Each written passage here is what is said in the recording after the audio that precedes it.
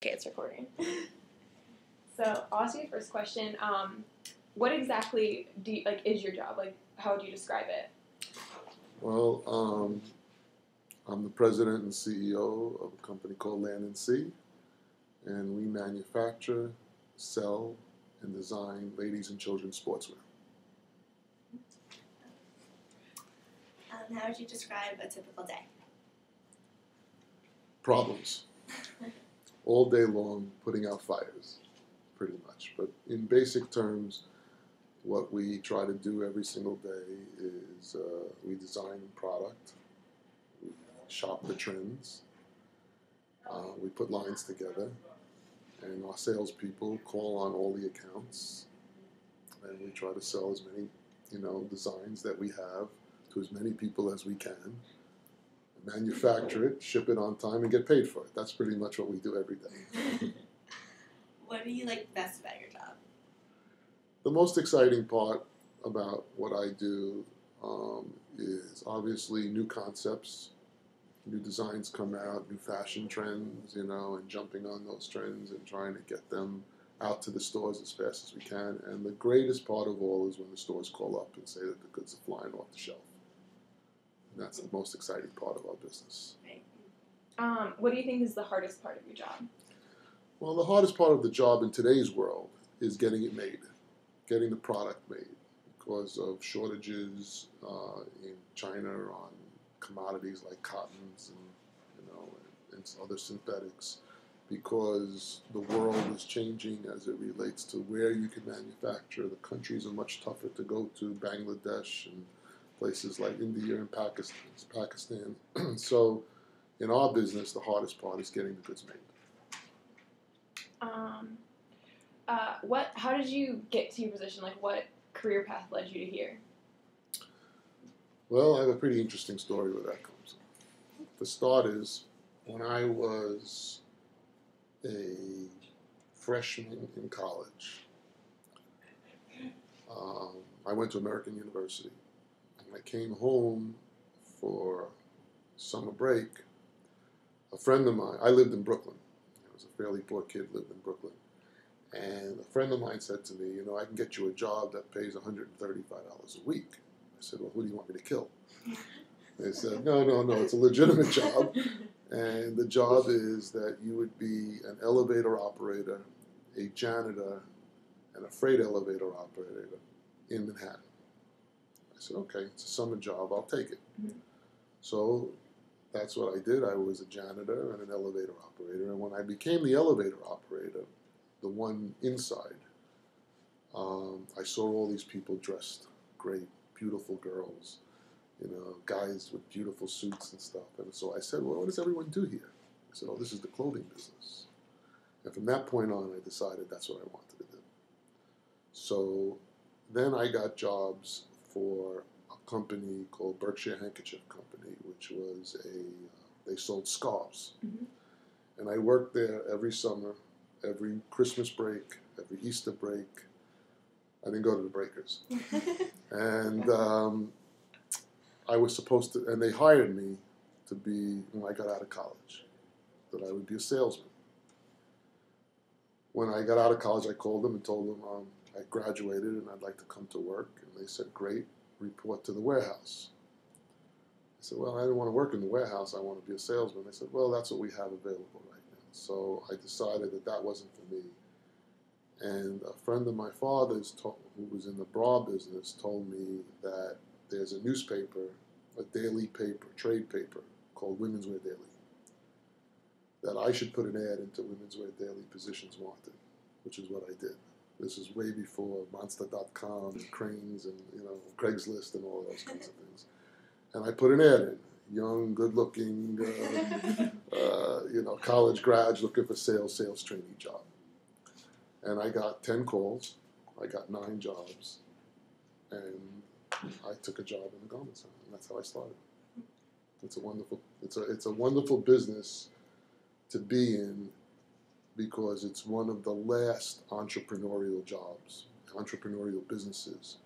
It's not a business that you have to go to Harvard or get a master's in. I mean, it's good to get training like you're getting, but it's it is a street business still, and you have to have a certain feel for what is going on in the world of fashion. And it's much tougher today than it was when I started, because everything's faster today. You have the internet, you have, you know, MTV and all of this. People all over the country are seeing styles immediately.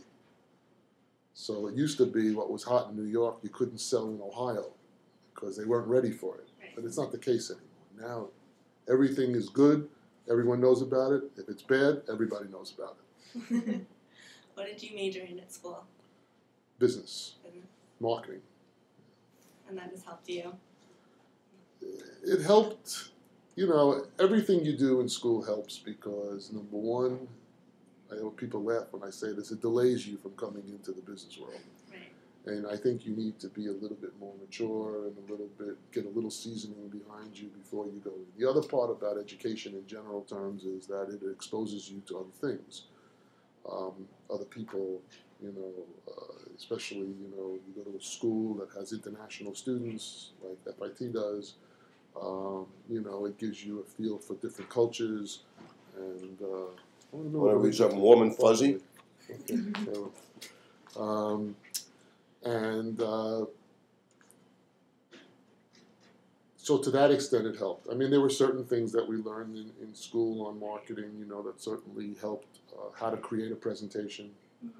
I mean, we didn't have PowerPoints in those days, but basically those are the kinds of things, you know, whatever was the thing of those days. And, but I would say more than anything, socially, I matured, and that helped me to be more personable and be a better salesperson. What has been your greatest achievement? Besides my 2 kids? Yes. Well, I built a pretty big business, and not alone, but along with my partner and with the help of 200 people that work in this company. We have a very big business, and it's very rewarding to me that you know, that we're able to have a big market share in the products that we do, and that we have the kind of reputation in the marketplace that says Land and Sea in general is a good company, and Kirk Gellin is a good guy. Those are 2 great achievements. Has there been a person in your career that has greatly impacted you? Yes. My partner's father, who was an original founder of the company before my partner and I purchased the company. My early days, he was my mentor. And he taught me not just how to be a businessman, but how to be a man.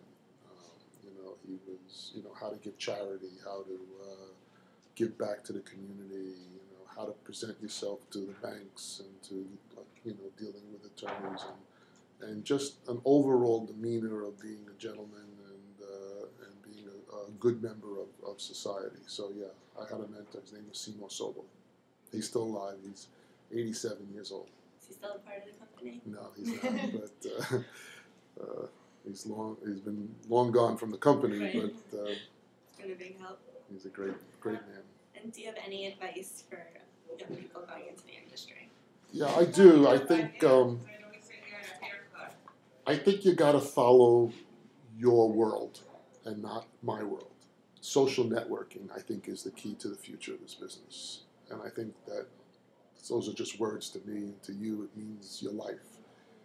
And your input to a company that is established has to come from what they don't have. And so I would tell you that somehow, some way, you have to know how to integrate, you know, this great tool that's out there to get to so many people. And I think that that's the future of this business and many businesses. And I think that my company or any company is looking for youth to help us with that. And the other part is that